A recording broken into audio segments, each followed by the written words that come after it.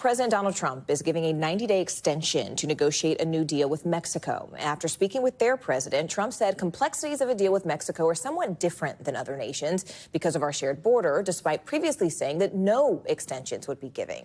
All of this comes as so-called reciprocal tariffs take effect tomorrow.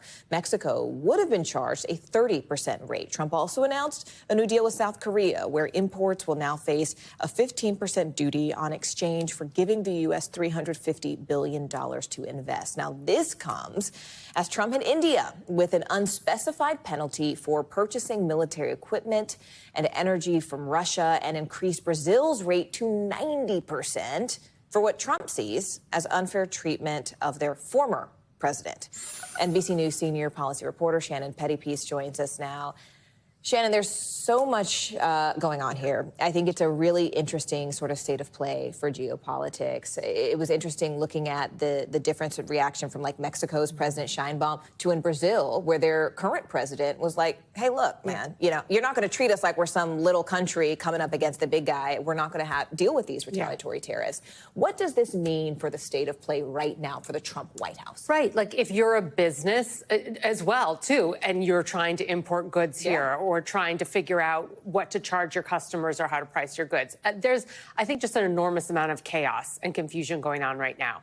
What we know so far about these deals, and I think deals is a very loosely way to word these. Usually a trade deal, you have an actual piece of paper that's been signed and agreed to by both countries.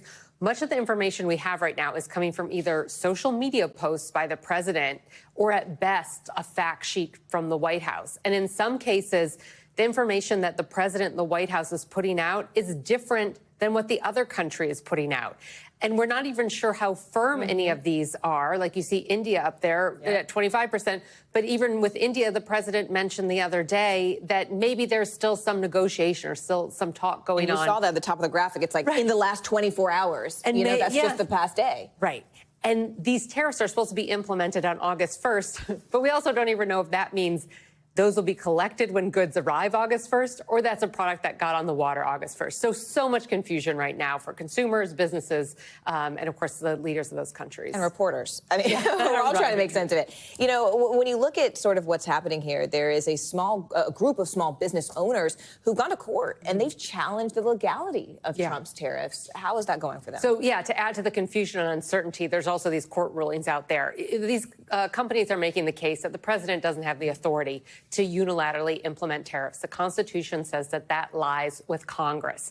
The president has tried to make an exception using this emergency sort of War Times Power Act, saying that there is an emergency when it comes to trade and the country's trade deficit, and that's what gives him this authority.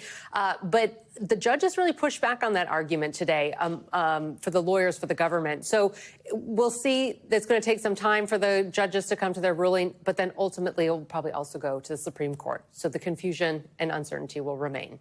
We thank you for watching. And remember, stay updated on breaking news and top stories on the NBC News app or watch live on our YouTube channel.